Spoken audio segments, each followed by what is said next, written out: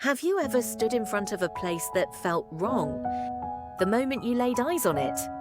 That's how it begins, with a tunnel long, silent and sealed shut with rusted gates. Locals whisper about it, warning curious strangers to stay away. They say the tunnel is cursed, that those who enter never come back. But legends are nothing more than stories, until someone tries to prove them wrong. The Dare. One summer night, 4 friends, Kenji, Yuto, Aya, and Mari drove deep into the mountains. They were young, restless, and eager for thrills. Someone had posted online about an abandoned tunnel, where construction workers had died in a landslide decades ago. The government, unable to finish the road, sealed it off with thick iron bars. Ever since, hikers reported strange cries echoing from within. Some claim to see pale hands reaching out through the gaps. Kenji laughed when he read it. "Come on, it's just an old tunnel. Let's check it out. We'll film everything and prove it's fake." So they drove past the last village, following a road that twisted into the forest, until they saw the warning sign, "Danger, no entry tunnel, closed." The sealed tunnel loomed ahead. The gate was bent in places, just enough for a person to squeeze through. And behind it, the black mouth of the mountain seemed to breathe. The first step inside, Aya hesitated. "I don't like this. It feels heavy." But Kenji had already shoved his flashlight through the bars. "We're wasting time. Let's go." The 4 slipped past the gate one by one. The air changed immediately cold and damp, smelling of wet stone and rust. Their footsteps echoed unnaturally, as though the tunnel itself was listening. The beam of Kenji's flashlight barely pierced the darkness, swallowed almost instantly. They walked deeper, filming, joking at first. But the laughter didn't last long. The whispers. Somewhere ahead, water dripped steadily. Drip, drip, drip. Then came another sound. A faint whisper, like breath against the ear. Mari froze. "Did you hear that?" Yuto smirked nervously. "Probably just the wind." But the tunnel had no breeze. The air was still and suffocating. The whispers grew louder, forming broken words. The language was unclear, but the tone was unmistakable. Pleading, desperate, as if dozens of voices were begging to be freed.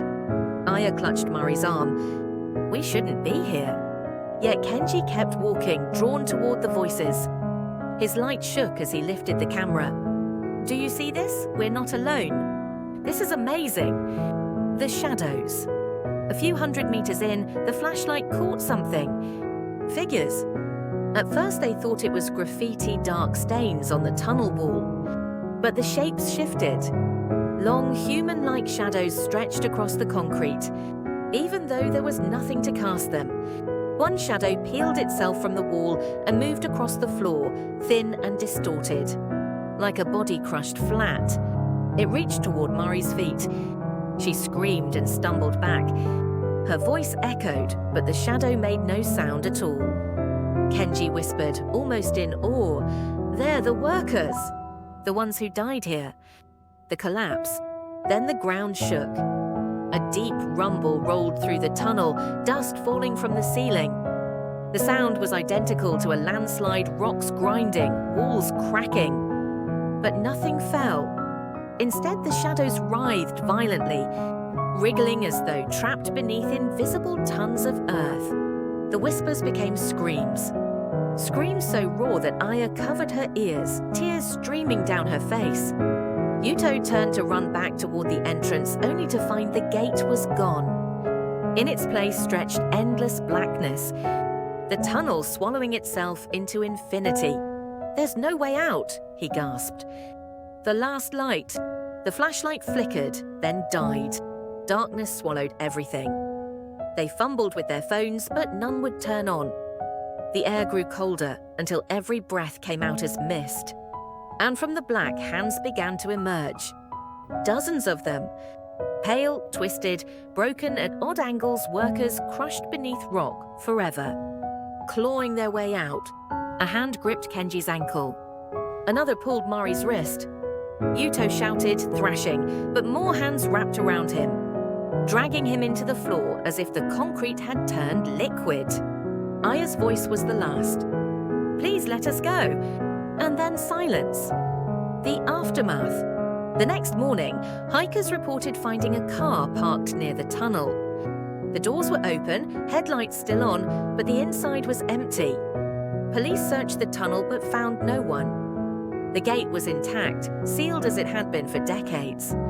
No footprints, no cameras, no sign that anyone had entered. Only one thing was different. On the tunnel wall, new shadows had appeared, 4 of them. Perfectly shaped, frozen mid-scream, as though burned into the concrete itself. Locals say the tunnel still whispers at night. If you press your ear to the gate, you can hear them begging, clawing, trapped forever in the mountain. And if you step inside, even for a moment, you might just add your own shadow to the wall.